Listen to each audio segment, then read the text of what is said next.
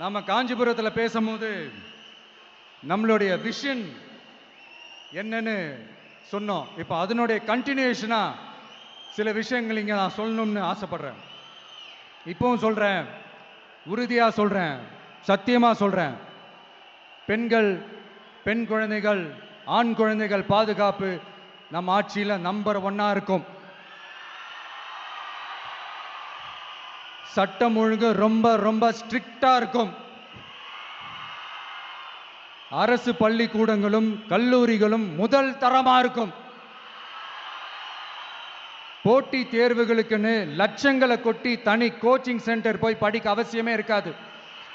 ஏன்னா government school, college சிலபஸே போட்டி தேர்வுகளை ஈஸியா சந்திக்கிற வகையில் அந்த ஸ்டாண்டர்டுக்கு ஏத்த மாதிரி அமைக்கப்படும்.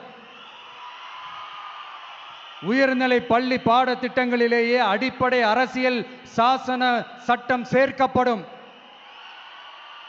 மாநில மற்றும் ஒன்றிய அரசு அலுவலகங்கள், வங்கிகளின் செயல்பாடுகள் மற்றும் அவற்றை அணுகும் முறை குறித்து மாணவர்களுக்கு தெளிவான புரிதலை ஏற்படுத்தும் வகையில் தேர்வுகள் அற்ற செயல்முறை பாடமாக கற்பிக்கப்படும்.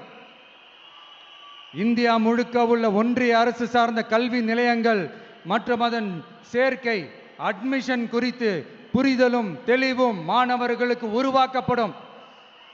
அனைத்து அரசு பள்ளிகளிலும் பெண் குழந்தைகளுக்கு சுத்தமான, சுகாதாரமான மற்றும் தரமான கதவுகள் பொருத்தப்பட்ட ரெஸ்ட் ரூம்கள் அமைப்பது உறுதி செய்யப்படும்.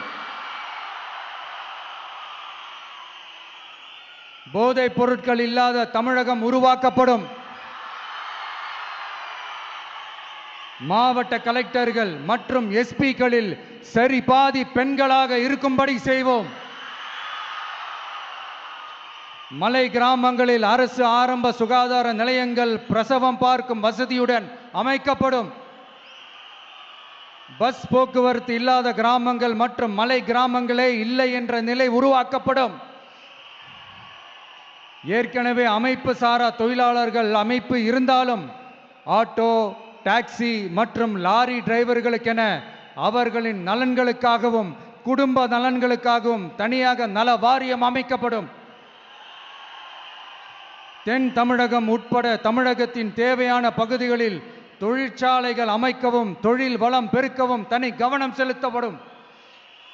விவசாயிகள், மீனவர்கள் மற்றும் நெசவாளர்களின் கருத்துக்களை அறிந்து அவர்களுக்கான திட்டங்கள் காலத்தின் தேவைக்கேற்ப உருவாக்கப்படும்.